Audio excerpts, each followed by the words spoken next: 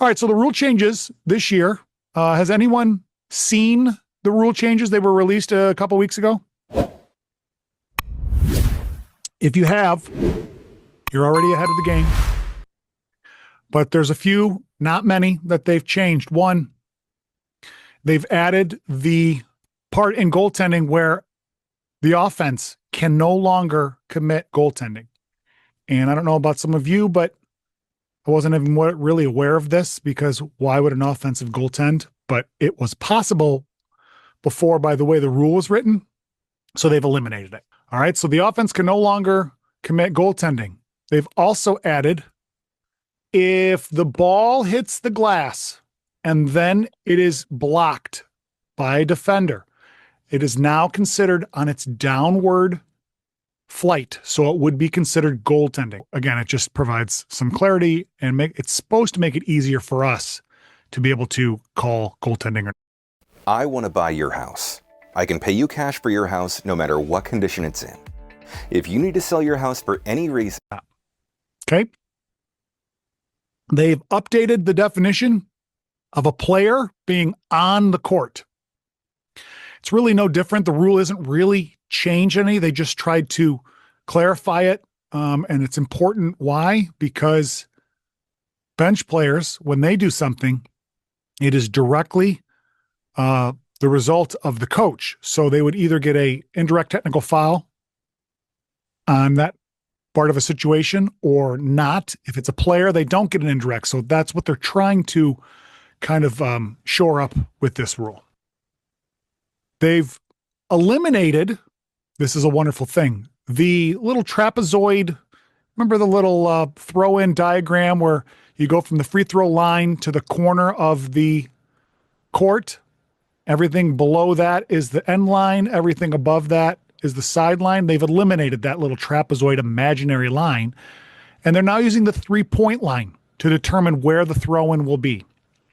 Anything above the three-point line is going to be on the sideline, throw-in. Whether it's a designated spot throw-in or not, you have to know whether you're going to the sideline or the end line. And everything below the three-point line will go to the end line. Easy enough? All right. They have changed another penalty for the better, in my opinion. When a thrower does not come onto the court immediately after throwing the ball in, if they delay, it used to be a technical foul. And I don't know of anyone who's ever called that. It may have been called, but it's very, very, very rare. And I don't even know how often it actually happens to be called. But what they're trying to do is, in the last several years, if you remember, they've changed lots of rules from technical fouls to violations in order to try and incent a little bit more of calling the rule as opposed to not, because as officials, we tend to shy away from technical fouls because it's a pretty great penalty. So they're changing. If a thrower does not come directly onto the court, if they delay coming into the court after the throw-in, it would be a violation. All right. Player technical prohibits a player from illegally contacting the backboard to interfere with a scoring attempt. Technical foul. Well, that's the way it's always been.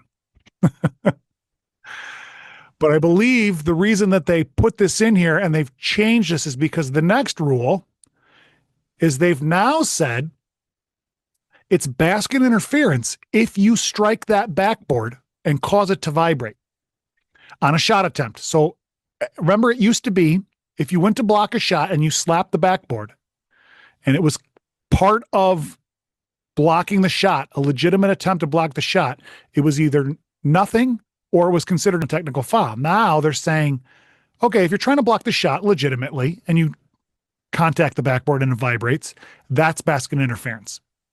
I think a lot of us have already kind of called it that way. Now it's in the rules. Okay. So if they slap it, it's not a technical foul because they're legitimately trying to block the shot, just like always, but we can call basket interference and count the points. If they do it intentionally just to slap the backboard, it's still a technical foul. That's it for the rules changes. Pretty easy stuff. Yes.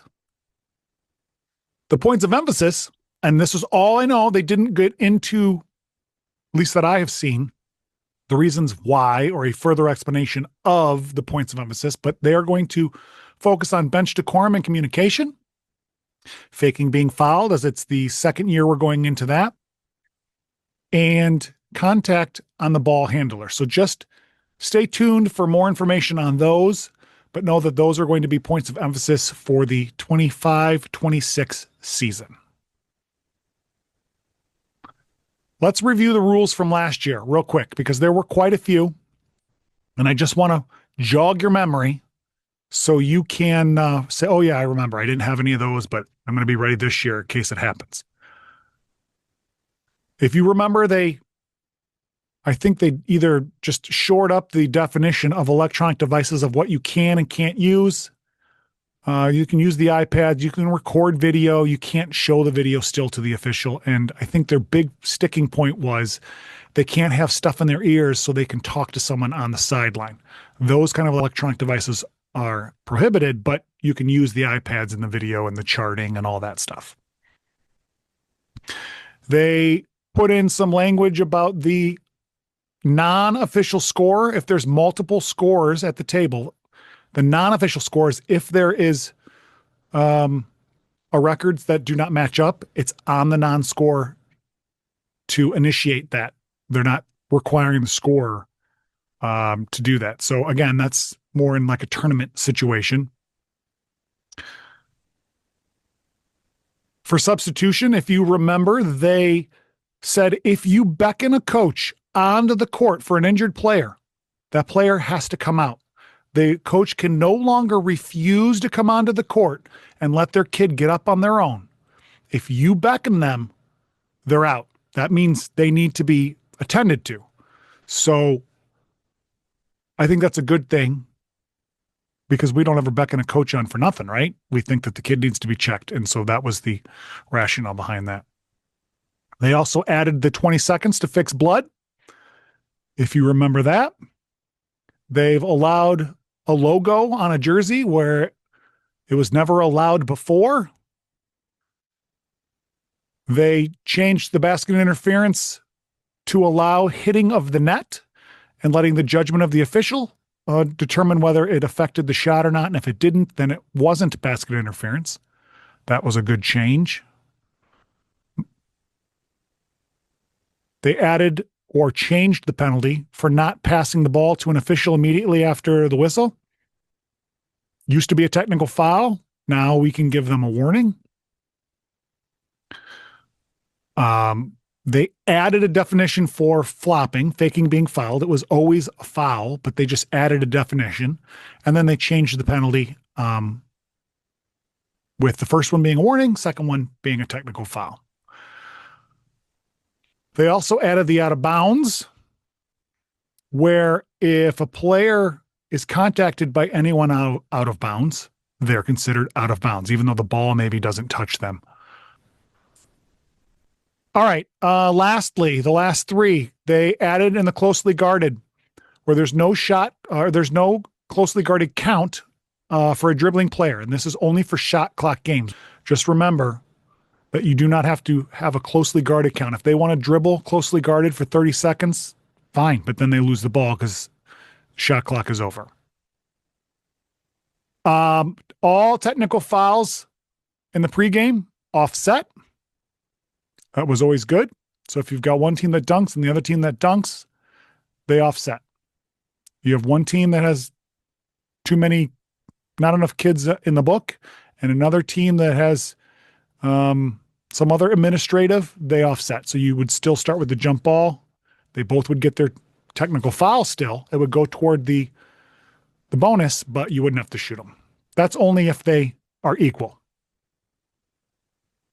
And then dunking a dead ball, they changed to a team technical, no longer a player technical, which is good because it doesn't go toward the player's 5 of fouling out, and it doesn't become a indirect technical foul to the coach where they would have to sit.